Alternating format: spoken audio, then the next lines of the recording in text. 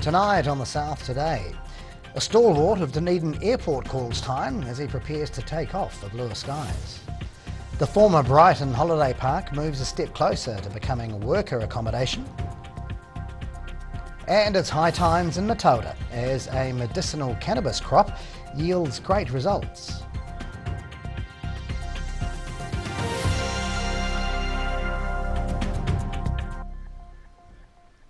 Kia ora, good evening, I'm Phil Vaughan.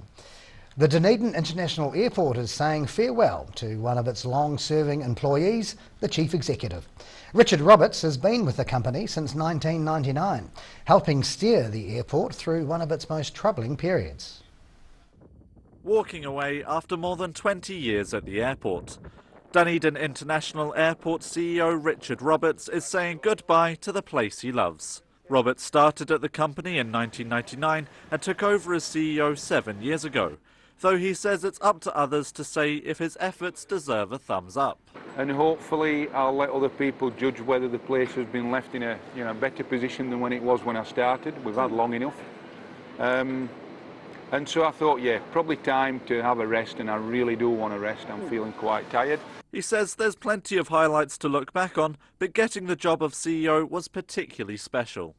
Given a role of leading a place for the first time to be in a leadership role of a place that I was passionate about Otago and Dunedin and the airport and the industry.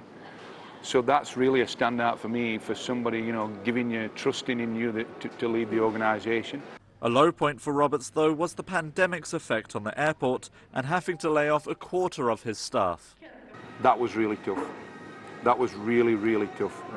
I didn't enjoy that, but it was something that had to be done. Nobody knew when this thing was going to end. So that was really hard through COVID. The airport's board is announcing who will follow in Roberts' footsteps later this year. In Dunedin, the South Today. New Otago University research has revealed retrofitting home insulation can reduce the onset of chronic respiratory diseases, including asthma, by up to 10%. Researchers studied prescriptions dispensed to residents in more than 200,000 houses across the country. All received insulation through the Eka Warm Up New Zealand scheme between 2009 and 2011. They found those people were 10% less likely to develop chronic respiratory diseases compared with a control group without retrofitted insulation. The results from the study showed children under the age of 15 were 15% less likely to have breathing issues. The site of a former holiday park south of Dunedin is to be repurposed into workers' accommodation. More than 41 bedroom portable units will be set up with the aim of providing living spaces for people helping build Dunedin's new hospital. The Brighton Caravan Park, which was sold last November, is to be repurposed into accommodation for people constructing Dunedin's new hospital. The new owner of the 1 hectare property at the beachside town south of Dunedin has filed for a resource consent to redevelop the site. The plan is to install 46 one-bedroom transportable units on the former campground. The units would measure about 3 by 6 metres and contain sleeping, living, cooking and bathroom facilities for one. The developer says the build of Dunedin's new hospital will result in significant numbers of construction workers moving to Dunedin on a semi-permanent basis, potentially up to 8 years. In Dunedin, the South Today. Armed police have arrested a male Black Power gang member on intimidation and damage charges at a suburban Dunedin property. Police say officers carried out a search warrant on an address at Balmcewen Road just after 9 this morning. They say inquiries are ongoing and further arrests are likely. The 37-year-old man is due to appear in the Dunedin District Court next week. It's high times in Matilda as processing of medicinal cannabis gets underway.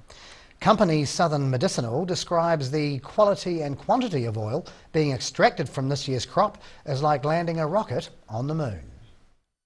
Southern Medicinal team members are riding high on the impending success of this year's medicinal cannabis crop. Managing Director Greg Marshall says staff processing the first crop of locally grown flower heads at the company's Matilda processing plant are very pleased with a high oil yield. We're hitting world-class levels of yield and quality. It's like we landed a rocket on the moon after starting 5 years ago. Unlike plants grown as a drug to make users high, the cannabis Southern Medicinal grows has very low amounts of the psychoactive ingredient tetrahydrocannabinol, but has high levels of cannabidiol or CBD, which helps relieve pain and other symptoms. Marshall says the specialist equipment the team's using squeezes up to 22% of oil out of the flower heads. He says the quality of the product is also high, with a CBD content of more than 18%. In Matilda, the South Today. 5 Wanaka creatives are inviting more local workers to join their collaborative workspace. General service started with humble beginnings during the 2020 lockdown and has since expanded into the centre of town, even offering workers a caffeine fix. Opening the door to local creatives. That's the goal for General Service. The collaborative workspace moved into its new home in Wanaka's Pembroke Mall last month. The 5 Wanaka friends are relishing their new office space, which they converted from a bike shop. Yeah, it's, I guess, a place where a lot of creative minds and business minds come together and do their work, and we sort of build off each other and help each other do better, and it's a cool environment to be in. They founded General Service during the 2020 lockdown when the friends were trying to work around a kitchen table. The group decided to refurbish an old cabinet maker's workshop, turning it into a thriving creative hub. We started off just with the 5 of us in a little shed workshop, pretty much just a shed with 4 walls, and we really saw the benefits of working together and sort of holding each other accountable. They're keen to create a shared working space where anyone is welcome, regardless of their industry. It's somewhere that you really look forward to on a Monday, being able to come in and catch up with everyone and crack into a good week. There's even some coffee close at hand to keep their creative juices flowing, with Wanaka's Good Spot operating out of the building. In Wanaka, the South Today. E whāki nei, still to come on the South Today. A new form of art is literally hitting the streets of Christchurch, and some of the South's best young basketball talent descend upon Gore.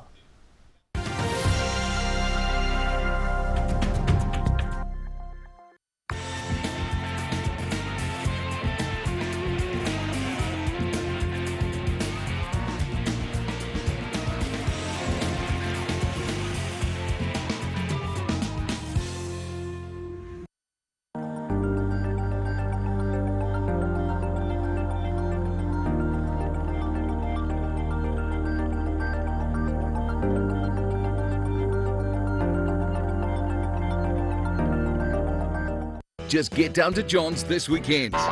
His catalogue's out now, full of great deals on rock-bottom warehouse price furniture and beds. Plus, pay it off over 18 months interest-free. And my mate John.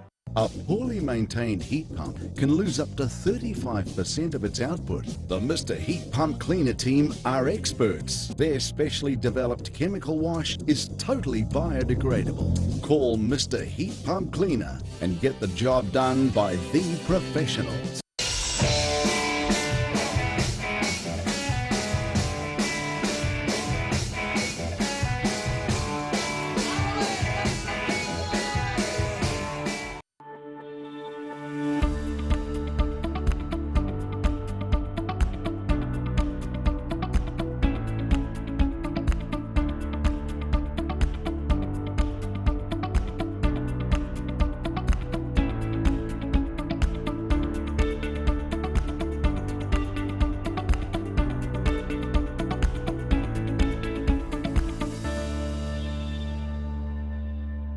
If you're at risk of developing melanoma skin cancer, you owe it to yourself to have a mole map.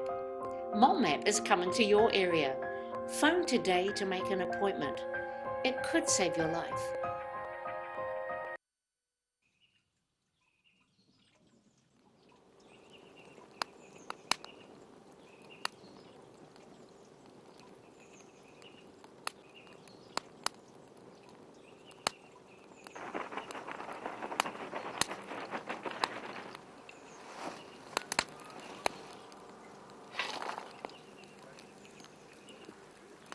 come on, mate. The blue doesn't go with the brown.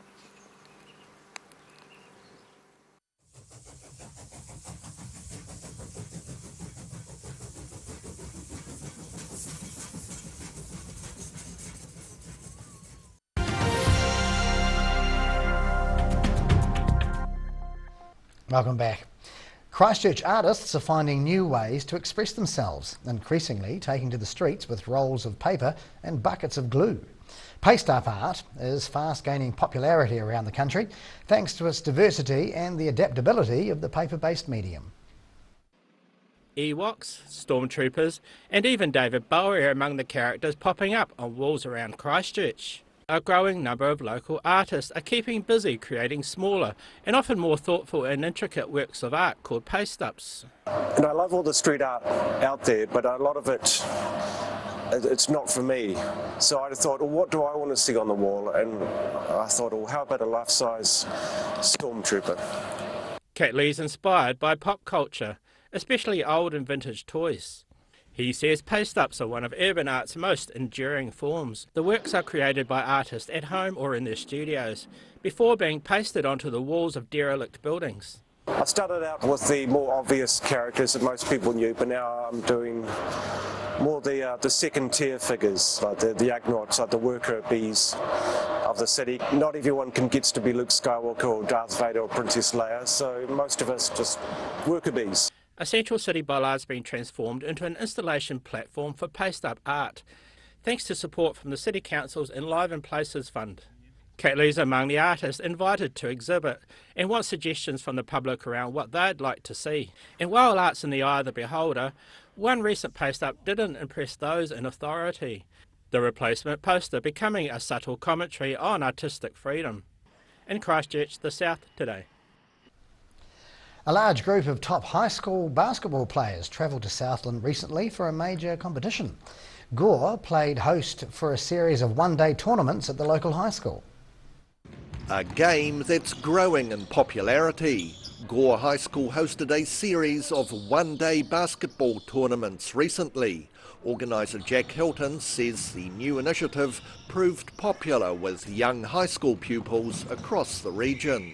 It was real cool to see so many different schools from all around Southland and Otago want to be involved. And even the ones that couldn't be involved thought that the whole idea of having these tournaments was a great idea. The day-long format suited the visiting schools, with teams playing games of about 45 minutes in duration.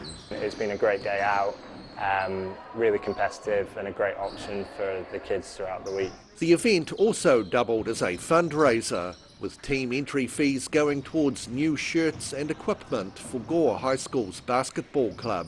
In Gore, the South today. And now recapping tonight's top stories on the South today. Dunedin Airport Chief Executive Richard Roberts is taking off for new adventures after 23 years with the company. More than 40 one-bedroom units are being set up at the former Brighton Holiday Park for hospital construction workers. And it's high times in Matilda as the town's first medicinal cannabis crop yields strong results.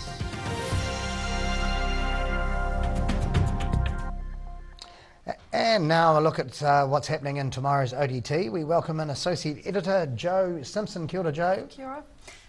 Staff at Otago Polytech are battling low morale and increased workloads in the face of a mega merger, which has left them fearing they're being set up to fail. QLDC ratepayers may have to each pay $300 annually for the next 30 years as its council faces up to $150 million plus case for the Leaky Oak Shore complex. And we have Queenstown mayoral candidate profiles and our ORC candidate answers. Lovely. Thank you very much, Joe. Thank you.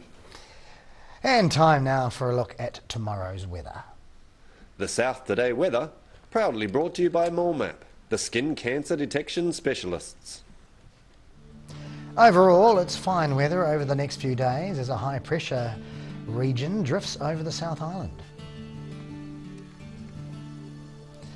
First for the top of the south, cloudy and showers tomorrow, 14 in Nelson and 13 degrees in Christchurch and Greymouth. Moving to South Canterbury and North Otago, it's similar weather here as well. Ashburton and Timaru on 13, Oamaru 1 degree cooler with 12. Westward to the Central Lakes, sun's out on this part of the Motu, Wanaka and Alexandra with a high of 13. Queenstown can expect 11 degrees.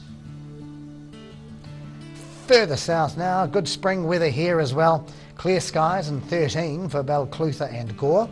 Catlins, you're in for some cloud and 11 degrees. And down to the deep south. A cold evening tonight for Invercargill, down to -1. A clear and sunny day tomorrow with a high of 14. Friday will be pleasant as well with a few light winds, also 14 degrees. And finally to Dunedin. Cold and cloudy tonight with southwesterlies with a low of 2. Mostly sunny and some cloud tomorrow with northwesterlies developing up to 11 degrees. Similar weather on Friday with a high of 12. And that's the news for this Wednesday. For the latest news and videos from the southern region, head online to odt.co.nz and you can follow Channel 39 on YouTube to catch our news bulletins on demand. Just a reminder also to join us tomorrow night at 7:30 for our local body election special, meeting the 11 candidates standing to be the next mayor of Dunedin. We'll see you again tomorrow. Ka kite apopo.